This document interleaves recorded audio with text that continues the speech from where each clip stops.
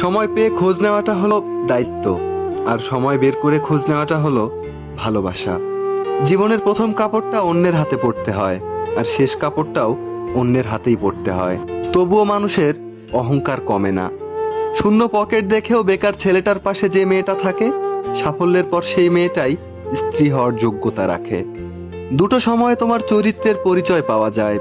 এক, যখন তোমার কাছে কিছু থাকে না তখন তোমার ধৈর্য, আর দুই, যখন তোমার কাছে সব কিছু থাকে তখন তোমার ব্যবহার।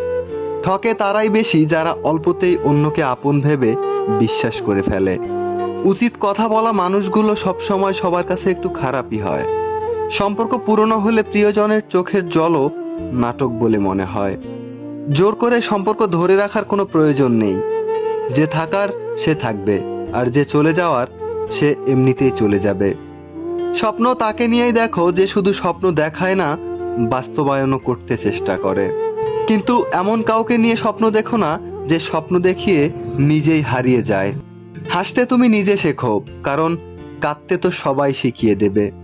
নির্দিষ্ট কারো সাথে প্রতিদিন দীর্ঘ সময় কথা বলতে নেই, এতে মায়া বেড়ে যায়, সাথে কষ্ট। ছেড়ে চলে যাওয়া তো তার ইচ্ছে ছিল, পরিস্থিতি তো শুধু অজুহাত মাত্র। মূল্যবান কিছু হারালেও এতটা কষ্ট হয় না যতটা কষ্ট হয় কাছের মানুষগুলো পরিবর্তন হলে।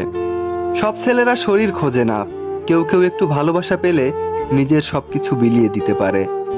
একটা সম্পর্ক শুধু তৈরি করলেই হয় না, সেটার মর্যাদা দিতেও শিখতে হয়।